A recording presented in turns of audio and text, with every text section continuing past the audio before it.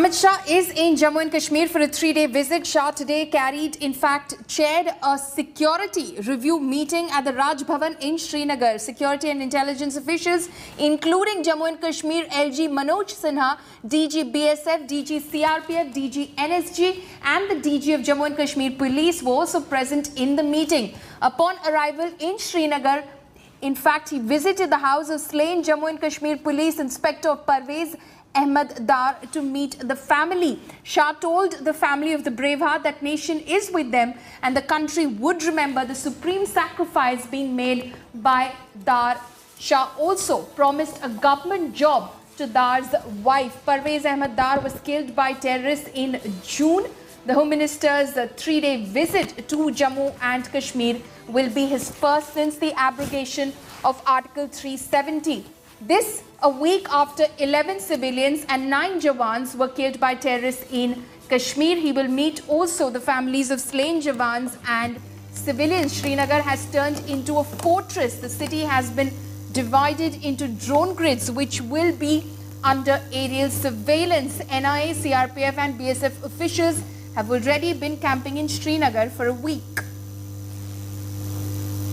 Let's take you through some of the challenges that he faces in terms of this visit to Jammu and Kashmir.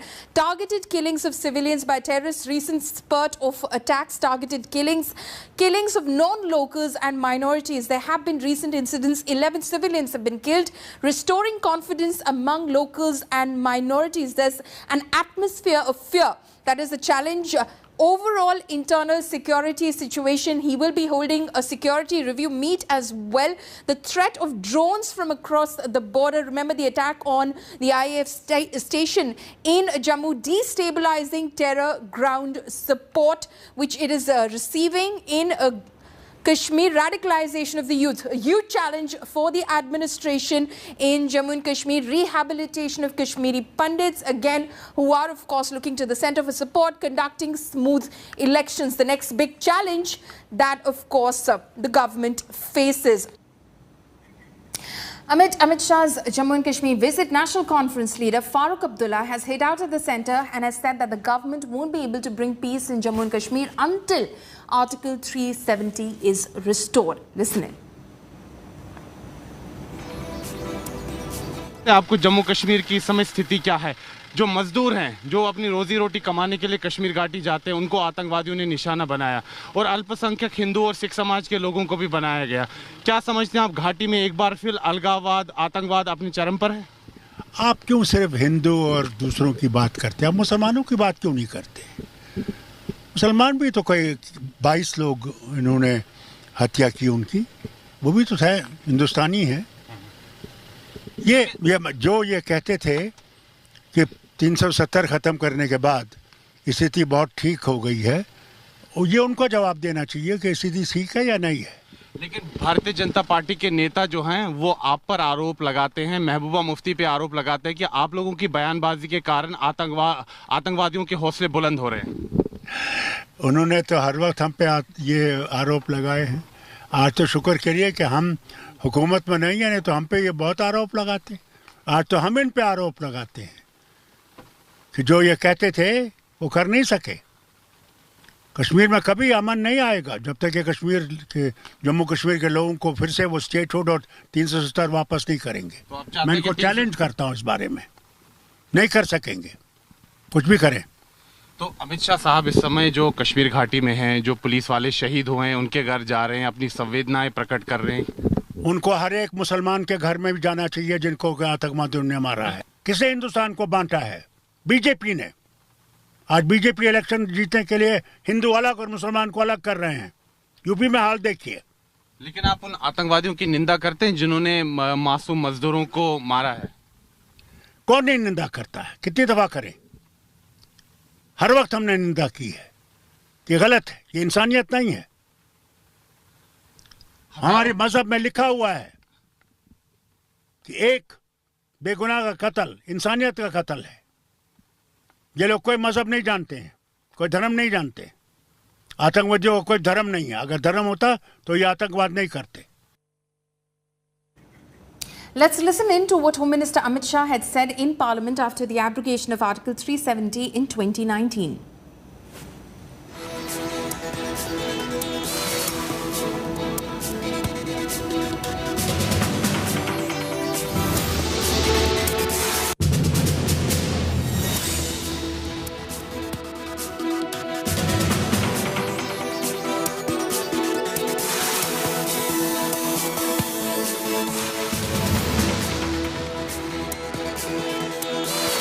Union Home Minister Amit Shah is in fact in Kashmir right now. He has met with the family of a slain cop Parvez Ahmed Dar. He has also held a security review meeting at the Raj Bhavan. This is Union Home Minister Amit Shah's first visit to Jammu and Kashmir after his historic speech on Article 370 in Parliament on August 5, 2019 and the move to then remove roadblocks from total integration of Jammu and Kashmir with the rest of the country. But have things changed for the better on ground? The government says multiple central schemes are now being implemented. Here's a news report.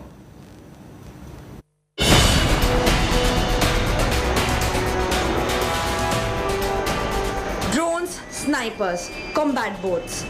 There's 360-degree security ramp up in Srinagar for Amit Shah's 3-day visit. Ahead of Home Minister Amit Shah's arrival in Jammu and Kashmir on Saturday.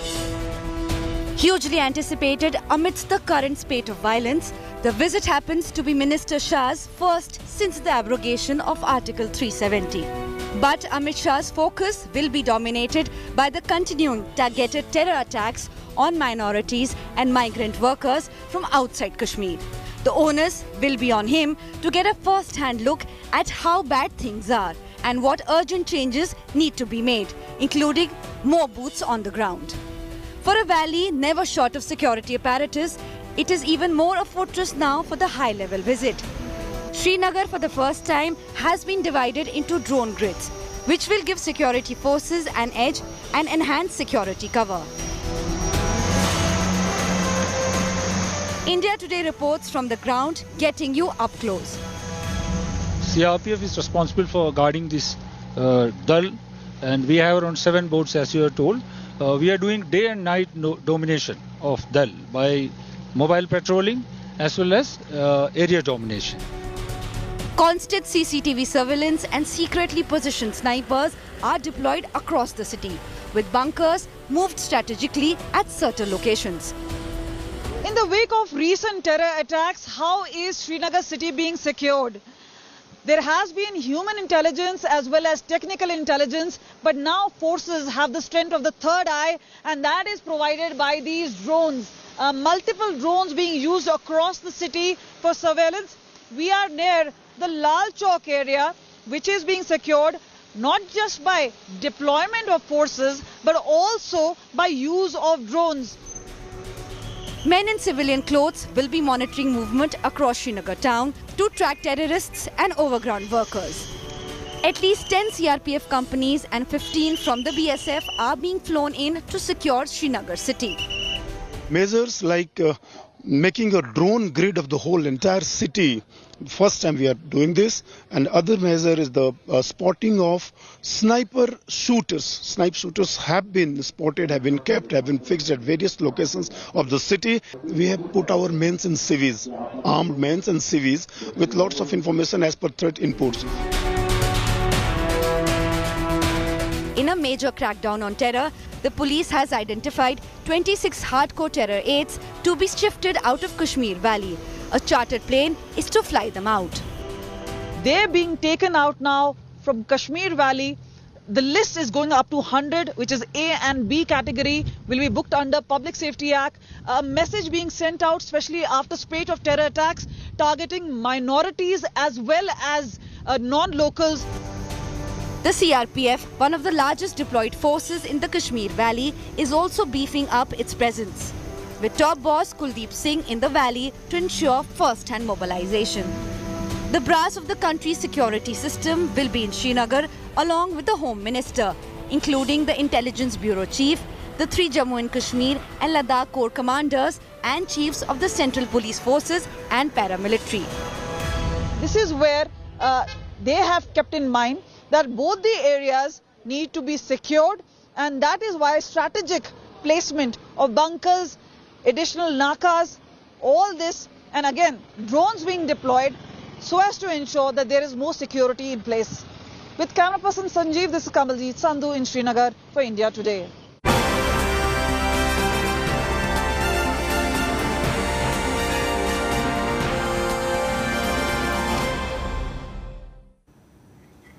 Now, just days after India crossed the 1 billion vaccination milestone, Prime Minister Narendra Modi is also set to meet vaccine manufacturers. Prime Minister Modi will meet 7 Indian vaccine manufacturers at his residence at 4 p.m. today. Union Health Minister Mansukh Mandavia will also be present at the meeting. Prime Minister will meet the CEOs of vaccine manufacturing companies in an in-person meeting. The meeting comes in the wake of the country achieving the landmark of administering 100 crore vaccine doses. Prime Minister will meet the CEOs of Bharat Biotech, Biological E, Zydus Cadila, Genova Biopharma, Serum Institute of India, among others.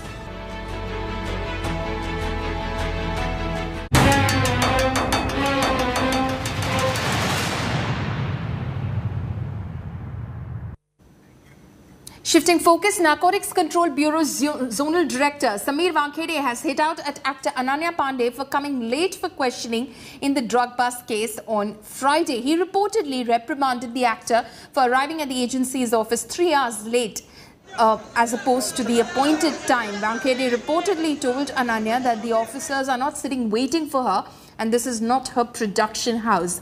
Ananya was asked to appear before the agency at 11 a.m. on Friday in connection with the probe. However, she reached the agency's office after 2 p.m. She was also late on Thursday when she was summoned for the first time. She has now been summoned again on Monday. The NCB had allegedly retrieved her chats with Aryan Khan regarding drugs from the latter's phone during its investigation in the case.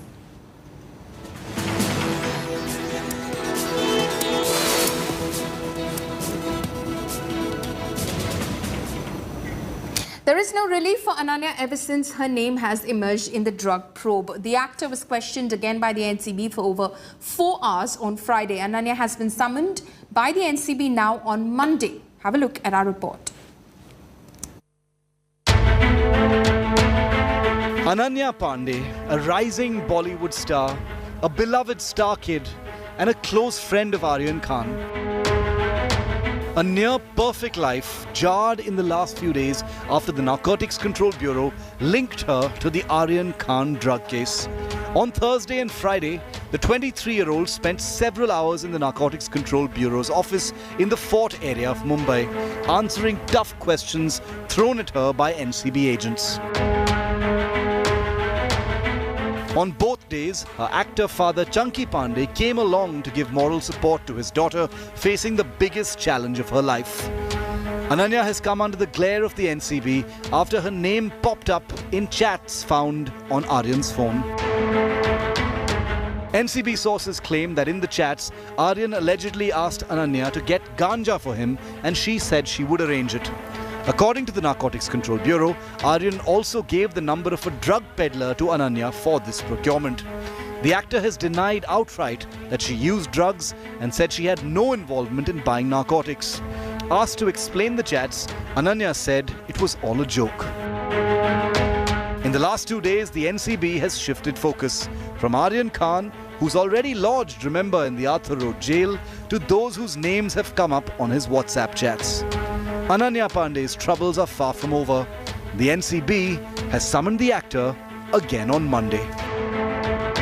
She was questioned for 4 long hours on Friday also when the NCB's zonal director Samir Wankhede questioned her, but they couldn't get more details from her regarding the WhatsApp chat, regarding the alleged drug procurement that is being probed by the Narcotics Control Bureau. And now she is being called again on Monday by NCB officials. With camera person Swaraj, this is Divyesh Singh in Mumbai for India Today. India Today has accessed exclusive details of Aryan Khan's bail application. The plea reads that the controversial WhatsApp chats pertain to events before the cruise party and cannot be linked to any conspiracy. Here's more.